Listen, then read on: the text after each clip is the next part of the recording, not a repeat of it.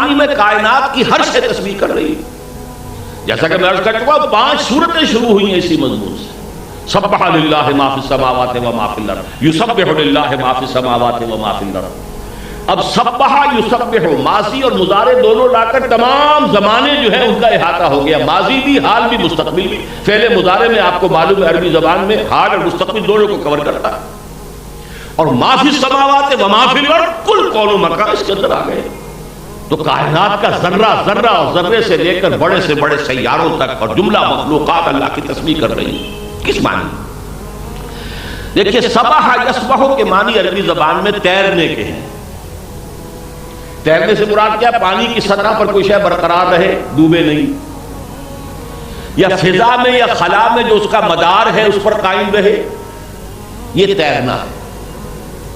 اسی لیے قرآن مجید میں آپ نے دیکھا ہوگا کل فی فلک یسبحون، یہ تمام سیارے، یہ جتنے کرے ہیں، یہ سب کے سب اپنے اپنے مدار میں تیر رہے ہیں. سبح یسبح تیرنا، سبح یسبح تیرانا. اب یہ فعل متعدی بن گیا. تیرنا فعل لازم ہے، خود تیرنا، اور فعل متعدی کسی کو تیرانا، یعنی کسی کو اس کی اصل سطح پر برقرار رکھنا.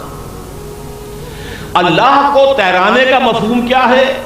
اللہ کا جو مقام بلند ہے اس پر اسے برقرار رکھو، اس کے ساتھ کوئی ایسا تصور وابستہ نہ کر دو جو اس کے شایان شان نہ ہو. وہ ایک ذات کامل ہے، اس کی قدرت کامل، اس کا علم کامل، اس کی حکمت کامل.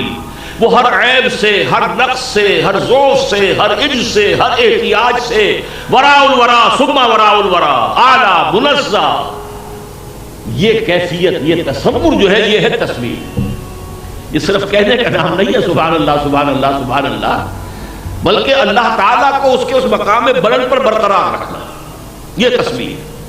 اسے کہیں گرا نہ دو، کوئی تصور ایسا کہ اس کے شایان شان نہ ہو اس کے ساتھ وابستہ نہ کر دے.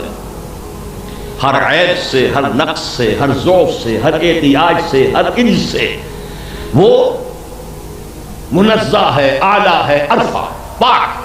پاک اس معنی میں، پاک اس معنی میں نہیں کہ معاذ اللہ کو ناپاکی کا کوئی تصور اللہ کی ذات کے ساتھ ہے.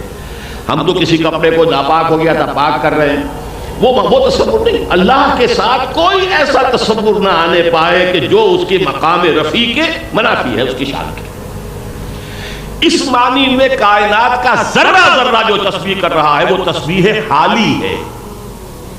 ہر شے اپنے وجود سے اعلان کر رہی ہے کہ میرا پیدا کرنے والا ہر عیب سے پاک. دیکھیں کوئی تصویر بہت اعلیٰ ہو تو وہ زمان حال سے اپنے مصور کی تعریف کر رہی ہوتی ہے. تصویر میں تو کوئی شے نہیں ہے، تو مصور کا فن ہے نا. آپ تصویر کی تعریف کرتے ہیں تو اصل میں تو مصور کی تعریف کرتے. کسی بڑھئی نے بہت عمدہ میز بنائی، کرسی بنائی، آپ تعریف کریں تو تعریف کس کی؟ کرسی کی نہیں ہے، اس بڑھئی کی.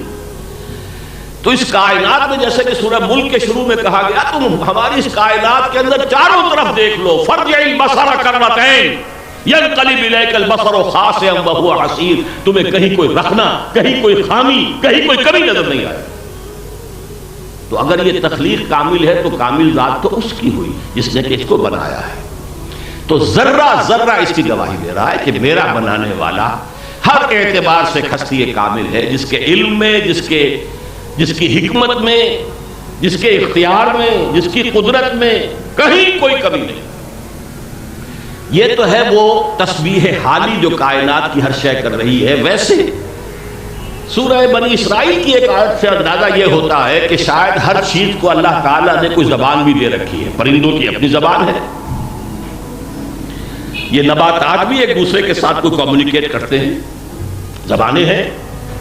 چونکہ سورہ بنی اسرائیل میں فرمایا گیا وَإِن مِّن شَيْءٍ إِلَّا يُسَبِّحُ بِحَمْدِهِ وَلَٰكِن لَّا تَفْقَهُونَ تَسْبِيحَهُمْ. کوئی شے نہیں ہے اس کائنات میں جو اللہ کی حمد کے ساتھ اس کی تسبیح نہ کر رہی ہو، لیکن تم اس کی تسبیح کو سمجھ نہیں سکتے.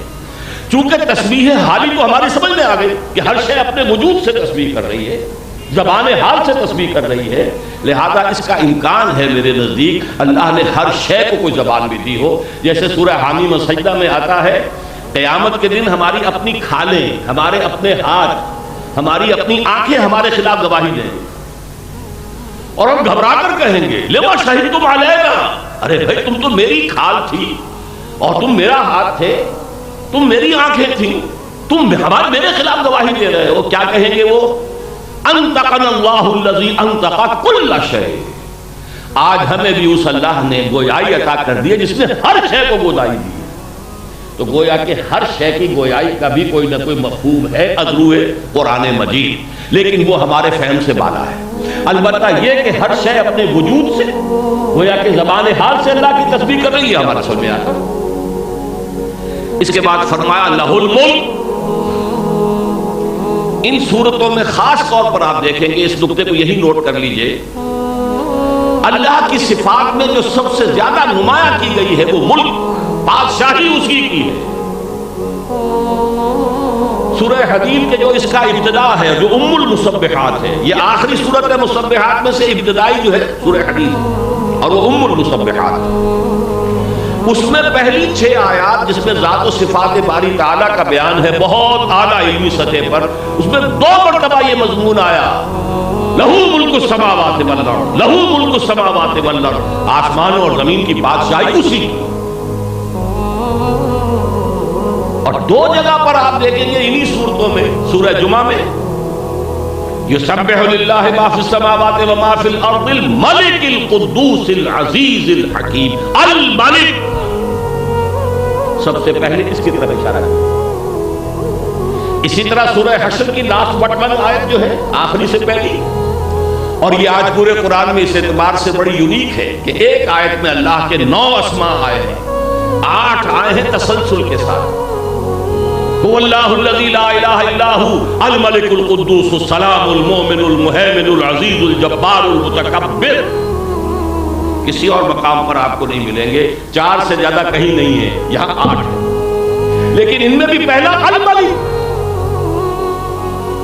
هو اللہ الذی لا الہ الا هو الملک القدوس السلام المؤمن المہیمن العزیز الجبار المتکبر.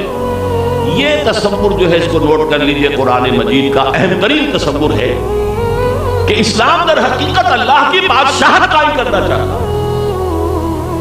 اللہ کا نظام لہ الملک، بادشاہی اسی کی ہونی چاہیے، زمین اس کی ہے، اس کا قانون چلنا چاہیے، ساورنٹی اس کی ہے. ان الحکم الا للہ لا یشرک فی حکمہ احدا. وہ اپنے حکم اور حاکمیت کے اختیار میں کسی کو شریک کرنے کو تیار نہیں. وَلَمْ يَكُنْ لَهُ شَرِيكٌ فِي الْمُلْكِ، کوئی بادشاہت میں اس کا ساتھی نہیں. یہ تصور ذہن میں رکھیے کہ اصل میں مدنی دور کا جو امتیاز ہے وہ تو یہی ہے کہ اللہ کی حکومت قائم ہو گئی ہے. مکے میں دعوت ہو رہی ہے، تربیت ہو رہی ہے، تزکیہ ہو رہا ہے، تیاری ہو رہی ہے، ایک قوت جو ہے فراہم کی جا رہی ہے، لوگوں کو جمع کیا جا رہا ہے، ان کو بھٹیوں سے گزارا جا رہا ہے، ان کی ٹریننگ ہو رہی ہے، ان کی تربیت اور تزکیے کا عمل جاری ہے. لیکن کاہے کے لیے؟ اللہ کی بادشاہت. اور نوٹ کیجئے، کیونکہ ظاہر بات ہے کہ انجیل بھی آخر اللہ تعالیٰ کا کلام ہے نا، اس میں ہو گئی ہے، ترمیمیں ہو گئی ہیں، ہم اس کو کسی کو سند کے طور پر تو نہیں لا سکتے، لیکن جو چیزیں کہ ایک طرح کی مشابہت رکھتی ہو قرآن کے ساتھ وہ تو یقیناً قابل قبول ہے. ان کی جو سورہ فاتحہ ہے لارڈز پریئر، ان کے الفاظ ذرا نوٹ کیجئے، Thy kingdom come, Thy will be done on earth as it is in heavens.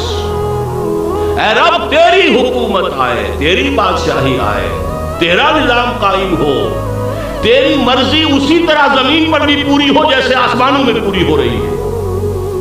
آسمانوں میں گیلیکسیز ہوں، سیارے ہوں، ستارے ہوں، سب کے سب تیرے حکم کے مطابق حرکت کر رہے ہیں. لہو اسلم من فی السماوات و من فی الارض. ہاں زمین میں فساد ہے، زمین میں پروردگار تیری بات نہیں مانی جا رہی، تیرے خلاف بغاوت ہے. اے رب تیری حکومت زمین میں بھی قائم ہو جائے، اے رب تیری مرضی جیسے آسمانوں میں پوری ہو رہی ہے زمین میں بھی پوری. یہ ذہن میں رکھیے، لہ الملک، بادشاہی اسی کی.